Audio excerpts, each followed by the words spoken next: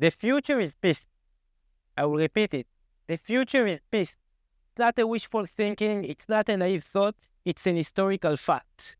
All conflict throughout history ended one day. Whether they last days, weeks, years, decades, or centuries, they all reach to a final ending, peace with peace, and usually in the same terms and conditions that we were able to achieve before the latest bloodshed and the cycle of violence.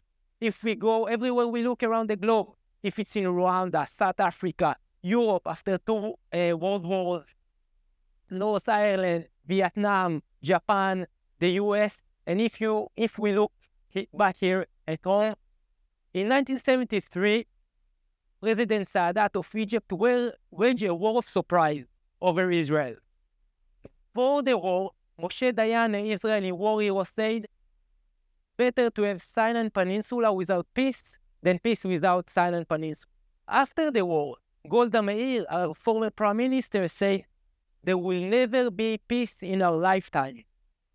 But a miracle happened, and 4 years after, the same Anwar Sadat is visiting Israel.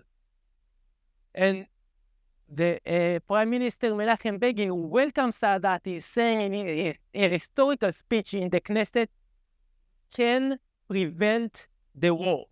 Can prevent the war, but we cannot prevent peace. Peace will definitely happen.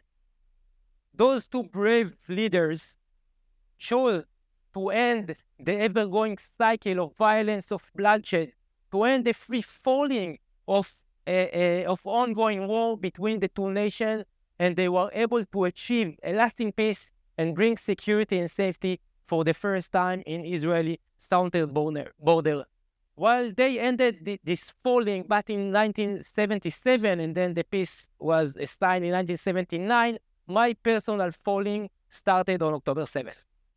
My parents, my beloved parents, Bila and Yacobi, were among the first victims of the Hamas attack. We lost contact with them at 7:30 a.m. Saturday morning, and only in 4 in the afternoon, we learned the tragic news. My parents' house was burned to ashes with them inside. We are 5 siblings, 3 sisters and 2 brothers. We have decided to start the Shiva, the first Shiva of the war, on Sunday morning, October the 8th. A day into the Shiva, my young brother told us that we must make a family decision and encourage us that this decision will be that we, the siblings of Bila and Yacobi, are rejecting revenge. That we don't want to avenge the deaths of our parents, and he explained that by avenging their deaths, we're only going to escalate the cycle of violence and bloodshed we, Palestinians and Israelis, been trapped within for a century. Of course, we followed my young brother's moral advice and leadership, and this is the decision we made, and this is the message we are sharing ever since. A day after this decision, Aziza Busara was one of the many, among the many Palestinians who reached out to me and to my family, offering his condolences and saying that he's standing with me and with my family in this tragic moment. Aziz lost his brother Taysir. Taysir was tortured to death in the Israeli prison, being released with internal injury, and died a few weeks after he was released from prison in the early 90s, the first Intifada. Together, Aziz and I, we opened the TED Convention in Vancouver 2024.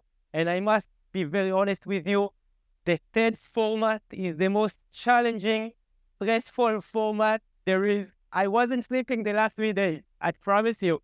Out of anxiety, I wasn't sleeping, and it's so stressful, but there is no other place I prefer to be than here with you in Tel Aviv University. So thank you for giving me this opportunity. So Aziz and I, we met 3 popes.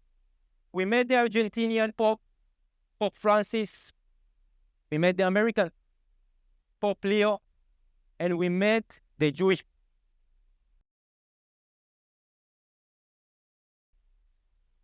But before sharing, and the question, the most popular question we are being asked is, Is peace possible?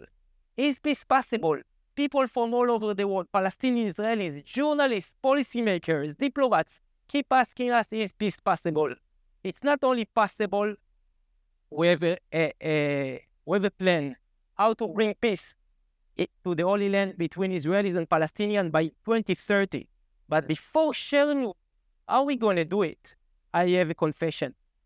I wasn't born a peacemaker.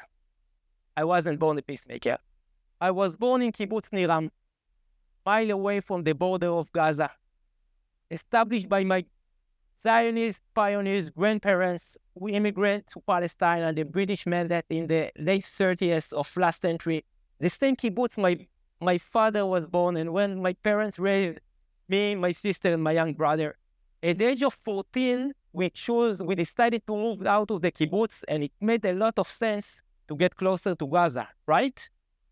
Mile away, so far away. So we moved to Netiv Asara, the closest Israeli community to the Gaza border, and my parents built a wooden house only 200 meters from what will become soon the most infested barrier humanity ever built. The wall that was supposed to defend my parents on October 7th. At the age of 30, I already traveled twice around the world, and I learned about indigenous communities and culture all over, in New Zealand, in Australia, in Asia, in South America. And suddenly I realized that I know so much about indigenous communities, their faith, their culture, heritage, but I know nothing about Palestinians. That I don't have even one Palestinian friend. At the age of 30, I didn't know the differences between Eid al-Adha, Eid al-Fitr, and Ramadan. I didn't know where Jesus was born, where he was buried, and never heard about the Annunciation. I realized that for 30 years, I was living within walls, physical and mental walls of ignorance. When there is ignorance, there is fear. When there is fear, there is hate. And when there is hate, we human beings can do horrible things to each other. And I wanted to open gates within this world. And back in 2005, before most of you were born, or some of you were born, Lomit, my wife, and I, we opened a guest house in Nazareth, the largest Palestinian city within Israel. And it took us few years to become from strangers to members of the community, and then among the leaders of the community in the old city of Nazareth. And the most important lesson we learned after working for nearly 2 decades in Nazareth was that the first step in reaching a shared society, in reaching a shared future, is knowing about the other side past. Listening for his own trauma, his pain, his loss, dreams and aspiration. Only by being courageous and brave enough to know that there is more than one truth. There is more than one truth in the room. There is more than one truth in and on the land. That's the first step to continue into a sharing future and a lasting peace. And after realizing that, we were prepared, Aziz and I, to offer a very basic 5-step journey into a lasting peace. That's exactly what I'm going to share with you. Only 5-step journey to a lasting peace by 2030 between Israel and Palestine, to end the century-long conflict, to end the longest conflict that is now still happening around us. And the first step is to dream. The first step out of the 5 is to dream. And this is the mandala. My mom was a mandala artist. And this is the mandala she gave me when we opened Abraham Hostel in Tel Aviv. I'm also one of the co-founders of the Abraham Hostel.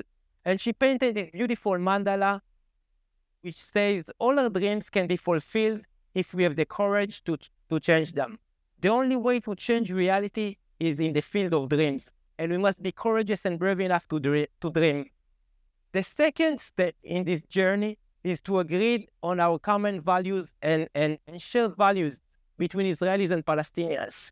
Equality and dignity, shared acknowledgement and recognition, reconciliation and healing, security and safety. Those are the values we are building our dream upon.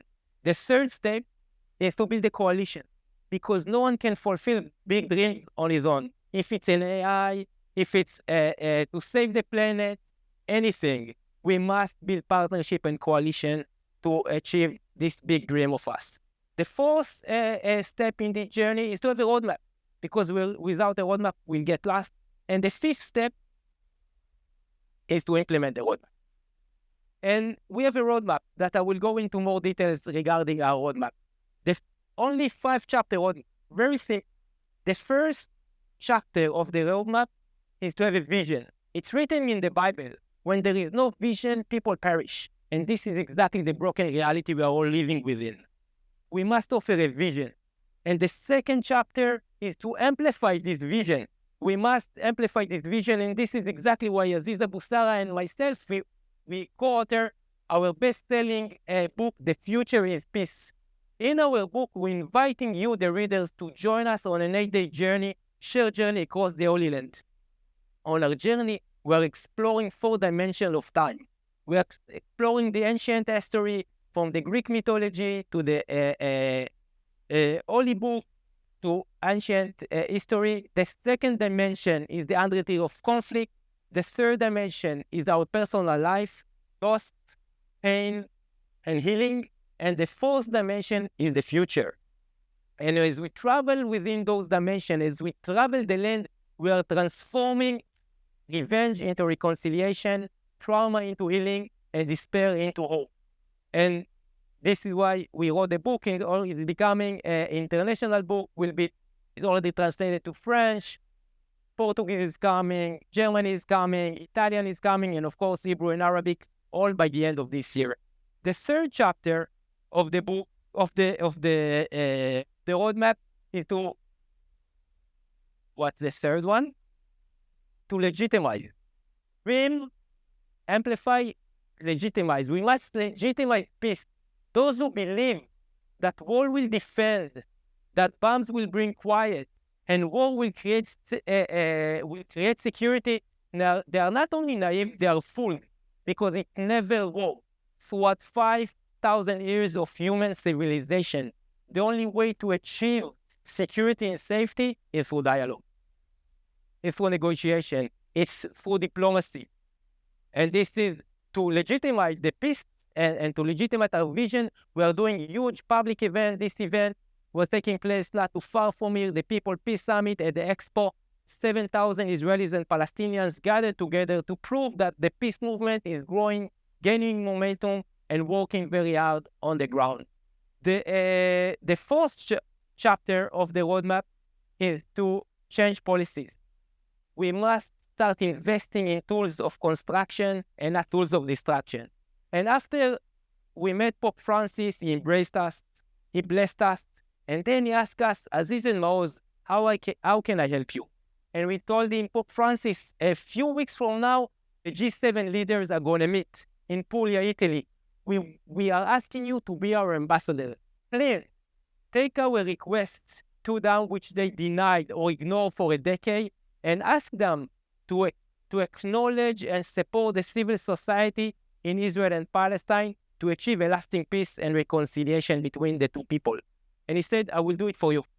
And he went to the G7 leaders meeting, and in the official communique, the words we asked them to acknowledge were one word by word exactly of the paper we gave Pope Francis. And nowadays, the G7 countries are creating peace funds to support the civil society in Israel and Palestine. So this is exactly the policy change we are calling for. And the fifth chapter in the roadmap is to create the political will. Many times, those who signed the peace treaties, like Sadat and Begin, they weren't born peacemakers like I wasn't born a peacemakers. But they had the international pressure, and they realized that if they want to achieve security and safety and dignity and equality for their people, they must choose an alternative path, alternative to war, and they must choose peace. And this is exactly what we all have the agency to do nowadays. And this is basically the 5 chapter and the 5 steps. Those are the 10 commandments of peace. Dream, values, coalition, roadmap, implementation, vision, amplifying, legitimate, policy change, and the last one is and political will. Those are the 10 commandments of peace. One of the most beautiful and amazing things I learned in the last 2.5 years about peace is that 2 weeks before peace is being achieved, no one believed it's going to happen.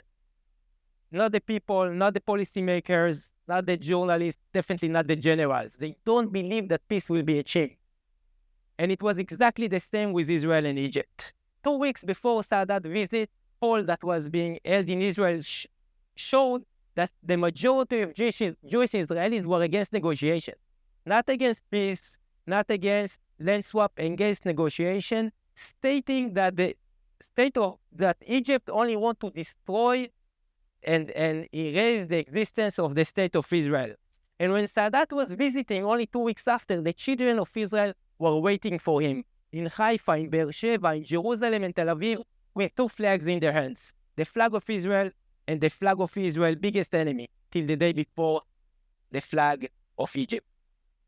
And my ask of you, my ask for all Israelis and Palestinians, are you courageous and brave enough to recognize that there is another people that is calling this land my homeland?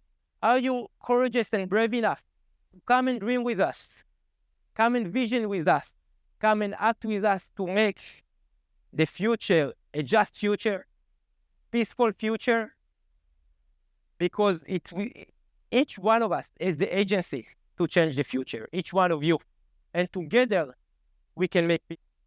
Together we can make peace today. And if not today, not later than 2 weeks from now. The future is peace. The future is salam. The future is shalom. And I also end with this beautiful photo. For the first time, Aziz and myself, Israeli and Palestinian, carried the Olympic torch in Verona, in Italy. And if you want to follow me on Instagram, you are more than welcome. Thank you.